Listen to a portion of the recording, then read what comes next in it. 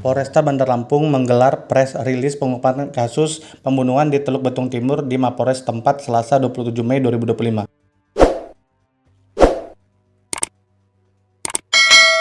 Kapolresta Bandar Lampung Kombes Polisi Alfred Jacob Telukai memimpin langsung press rilis pengungkapan kasus pembunuhan di Teluk Betung Timur tersebut.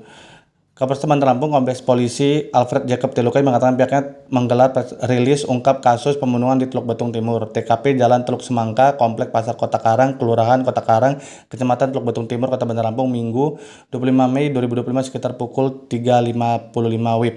Pelaku bernama Hengki, 33 tahun, buruh harian lepas, warga Kelurahan Kota Karang, Kecamatan Teluk Betung Timur, Kota Bandar Lampung. Korban bernama Nur Silawati, 28 tahun, warga Jalan Teluk Ratai, Kelurahan Kota Karang, Kecamatan Teluk Betung Timur. Yang menceritakan kronologi peristiwa pembunuhan tersebut. Minggu 25 Mei 2025 sekitar pukul 3.55 WIB, petugas piket mendapat laporan tentang penemuan mayat perempuan di komplek Pasar Kota Karang. Lalu anggota mendatangi TKP dan melakukan olah TKP dan membuat laporan segera. Kemudian dari petunjuk dan keterangan saksi-saksi diperoleh fakta tentang dugaan pembunuhan, sehingga anggota reskrim yang dipimpin Kapolsek dan Kanit Reskrim melakukan penyelidikan dan berhasil menangkap pelaku. Pelaku sempat ikut mengantar jenazah korban ke rumah sakit, menemani visum hingga ikut ke pemakaman. Di hari yang sama dengan penemuan jenazah korban, pelaku mengikuti serangkaian kegiatan termasuk ikut mengantar jenazah korban ke rumah sakit, ikut menemani visum hingga ikut memakamkan jenazah korban. Setelah dilakukan rangkaian penyelidikan dan penyidikan, pihaknya menemukan kejanggalan dan mengerucut kepada pelaku. Pelaku dan korban memiliki hubungan yang tidak harmonis. Pelaku yang merupakan suami korban memiliki hubungan yang kurang harmonis dengan korban. Mereka sudah 10 tahun menikah dan memiliki 2 orang anak. Ia mengatakan antara pelaku dan korban sudah pisah rumah selama 3 bulan. Ia mengatakan alasan antara pelaku dan korban pisah rumah karena pelaku suka melakukan kekerasan kepada korban. Alasan keduanya berpisah karena pelaku suka melakukan KDRT kepada korban. Pelaku sempat mengajak korban berhubungan layaknya suami istri. Sehari sebelum korban ditemukan meninggal dunia, pelaku sempat mengajak korban untuk berhubungan badan. Namun korban menolak hingga membuat pelaku kesal. Kemudian keesok harinya pelaku bersama kawannya menunggu korban di pasar tempat korban biasa lewat saat pulang. Lalu terjadi keributan mulut dan korban mendorong pelaku. Kemudian pelaku membalas mencekik leher korban sehingga pelaku membanting korban ke atas sepeda motor. Selanjutnya pelaku kembali mencekik leher korban. Setelah melihat kondisi korban yang sudah tidak berdaya, pelaku meminta bantuan temannya untuk mengangkat kaki korban ke atas sepeda motor yang roboh dan kemudian meninggalkannya. Pengungkapan kasus dari hasil otopsi korban. Dari hasil otopsi korban ditemukan kulit ari di bagian kuku-kuku korban. Lalu kita cocokkan dengan kulit tersangka. Di kulit tersangka ditemukan tanda cakaran.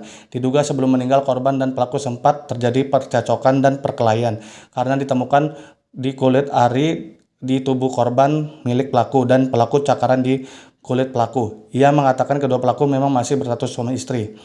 Ia mengatakan penyebab keduanya berpisah karena pelaku sering melakukan KDRT kepada korban. Pelaku terancam dijerat dengan pasal 340 KUHP sub pasal 338 KUHP sub pasal 351 ayat 1 3 KUHP dengan ancaman hukuman maksimal 20 tahun penjara.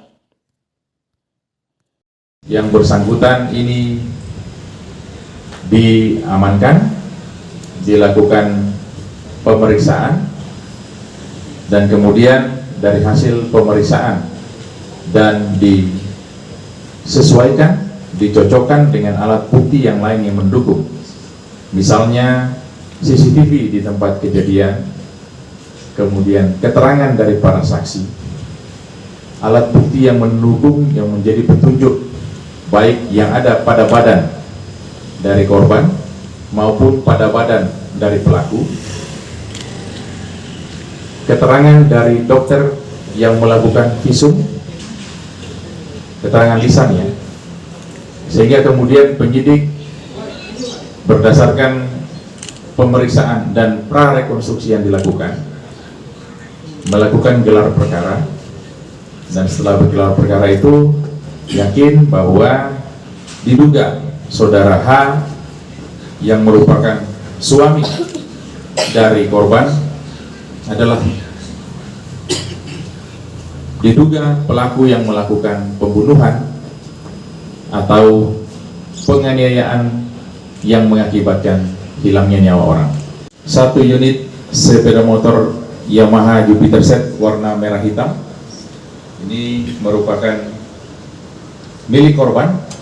Tempat korban ditemukan pada saat meninggal dunia Satu unit sepeda motor Yamaha Mio warna hitam, ini adalah sepeda motor milik kita duga pelaku. Kemudian satu helai celana baju kaos warna hitam lengan pendek, satu helai celana panjang warna coklat, ini adalah pakaian korban. Satu buah handphone Realme C35 warna hitam, ini adalah handphone milik korban. Dan satu handphone merek Realme C12 warna biru, ini milik terduga pelaku. Sabtu tanggal 24 Mei 2025. Pelaku sudah cekcok dengan korban. Dalam hal ini antara pelaku dan korban memang ada masalah rumah tangga dan sudah sekitar 3 bulan pisah rumah. Kemudian anaknya ada 2, masih kecil. Nah, terjadi cekcok. Pelaku ingin berhubungan badan dengan korban tetapi ditolak oleh korban. Di hari Minggu, pelaku yang sudah mengetahui jalur yang biasa dilewati oleh korban ketika mengantar pelanggannya, kemudian menunggu ketika korban pulang. Pelaku sebelumnya mengecek ke rumah apakah motor korban sudah ada di rumah, dan ketika dicek motor korban tidak ada di rumah, sehingga kemudian pelaku menunggu korban di lokasi atau di TKP.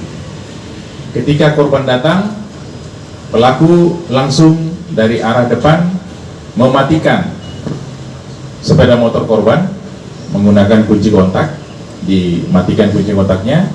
Kemudian korban kembali menghidupkan sepeda motornya. Terjadi cekcok, keributan, sehingga kemudian korban mendorong pelaku. Menurut keterangan pelaku, akibat dorongan itu yang bersangkutan kakinya tersangkut di ban belakang sepeda motor yang saat itu sudah jatuh. Jadi ketika dimatikan stop kontaknya oleh pelaku, kemudian terjadi ribut, cekcok mulut. Korban belum sempat menurunkan standar untuk sepeda motornya, tapi kemudian sepeda motor itu terjatuh. Nah, di kondisi itu korban kemudian mendorong pelaku.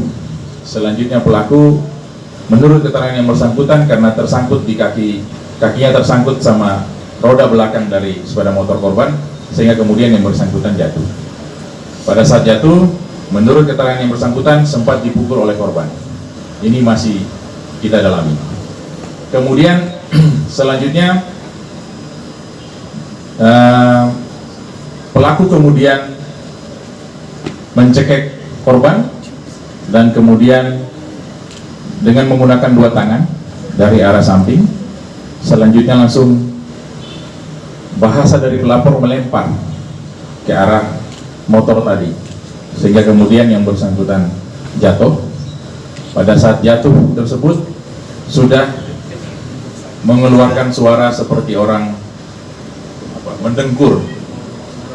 Saat itu pelaku tidak menolong korban, tetapi memanggil temannya yang menemani dia. Jadi ada satu teman yang menemani pelaku ini pada saat kejadian.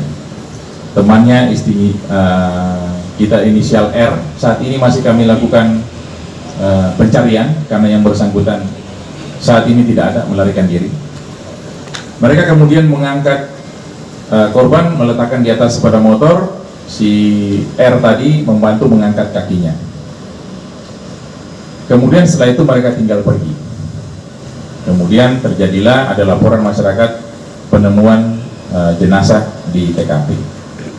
Saudara H yang merupakan suami dari korban kita duga sebagai pelaku tindak pidana pembunuhan atau penganiayaan mengakibatkan hilangnya nyawa seseorang sebagaimana dimaksud oleh pasal 338 KUH pidana subsidiar pasal 351 ayat 3 KUH pidana dengan ancaman hukuman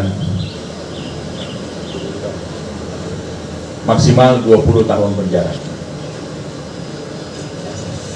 Sementara itu, rumah sakit, pelaku duduk di ambulan, ke rumah sakit, kemudian pada saat pemakaman dari korban, pelaku ada di dalam liang kubur korban, ikut memegang jenazah di bagian kepala ketika diturunkan di liang kubur. Penyidik kemudian mendapatkan informasi bahwa dari saksi yang dimintakan keterangan bahwa pada saat dimandikan, korban di bagian kukunya itu terdapat kulit ari dari seseorang. Kemudian berdasarkan keterangan itu dikembangkan dan kemudian kita menemukan bahwa pada tubuh dari pelaku banyak terdapat cakaran bekas kuku. Inilah yang kemudian menjadi petunjuk bahwa sebelum kejadian atau pada saat kejadian tersebut terjadi perlawanan dari korban. Dalam hal ini korban mencakar bagian tubuh dari pelaku.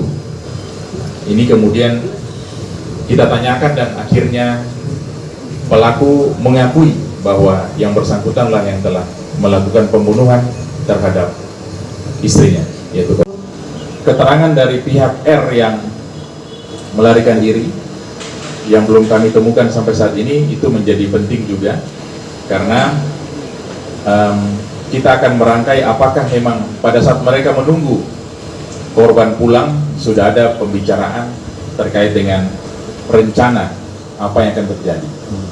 Sampai saat ini itu masih kami dalami terkait dengan pemenuhan unsur apakah ini termasuk pembunuhan berencana. Karena alat yang digunakan hanya tangannya, digunakan untuk mencekik dan ada perkelahian sebelumnya pada saat di TKP, artinya ada perlawanan dari korban untuk bisa mungkin lepas dari cekikan yang bersangkutan.